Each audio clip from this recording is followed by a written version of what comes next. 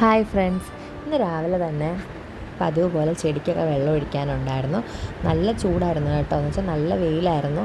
ഒരു 8 മണിയൊക്കെ ആണെങ്കിൽ തന്നെ നന്നായിട്ട് വെയിലുണ്ടായിരുന്നു. അപ്പോൾ ചെടിക്കെല്ലാം വെള്ളമൊക്കെ ഒഴിച്ചതിന് ശേഷം പിന്നെ ചേച്ചിക്ക് പനിയായതുകൊണ്ട് കഷായം വെക്കാനായിട്ടുള്ള സാധനങ്ങളൊക്കെ പിച്ചാൻ പോകണമായിരുന്നു. വീട്ടിൽ ഞവരയിലയും തുളസിയും മാത്രമേ ഉള്ളായിരുന്നു. മുമ്പാണെങ്കിൽ ആടലോടകത്തിൻ്റെ ഇലയൊക്കെ ഉണ്ടായിരുന്നു. ഇപ്പോൾ അതൊക്കെ പോയി കേട്ടോ. അപ്പോൾ ആടലോടകത്തിൻ്റെ ഇലയും നെച്ചിയിലയൊക്കെ പിച്ചാൻ പോകണമായിരുന്നു. ഞാൻ അതൊക്കെ പിച്ചിയിട്ട് തിരിച്ച് വീട്ടിലോട്ട് പോവുക. ആടലോടകത്തിൻ്റെ ഇലയും നെച്ചിയിലയും നമ്മൾ അപ്പുറത്ത് 2 വീട്ടിൽ നിന്നായിട്ടാണ് കേട്ടോ പിച്ചിയത്. ബാക്കി വീട്ടിൽ തന്നെ ഉണ്ടായിരുന്നു. ആടലോടകത്തിൻ്റെ ഇല ഇഷ്ടം പോലെ ഉണ്ടായിരുന്നു, അതെല്ലാം അങ്ങ് പോയി. പിന്നെ നമ്മൾ പുറകിലായിട്ട് തന്നെ ഞങ്ങൾക്കൊരു ടാങ്കിനകത്ത് ഇങ്ങനെ കുറച്ച് മീനൊക്കെ ഉണ്ട് കേട്ടോ.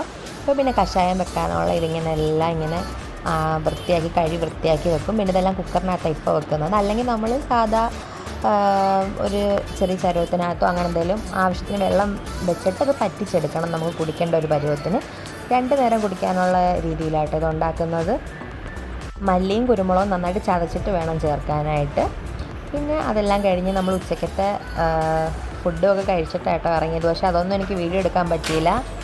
ഞാനും അച്ഛനും മോളും കൂടാണ് കേട്ടോ പോകുന്നത്. നമുക്കൊന്ന് അഴീക്കൽ വരെ പോകണം. ഞങ്ങളുടെ കൂടെ ത്രിപുരയിൽ നിൽക്കുന്നൊരു ചേട്ടൻ ലീവ് കഴിഞ്ഞ് തിരിച്ചു പോവുക.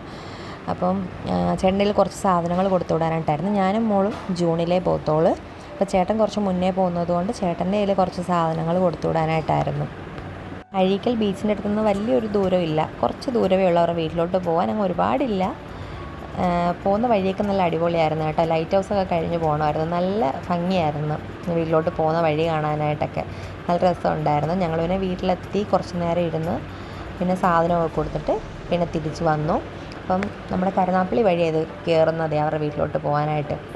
ഞങ്ങൾ തിരിച്ച് വരുന്ന വഴി KFCയിലൊന്ന് കയറി അവിടെ നിന്ന് കുറച്ച് സാധനമൊക്കെ വാങ്ങിച്ചിട്ട് പിന്നെ തിരിച്ച് വീട്ടിലോട്ട് വന്നു.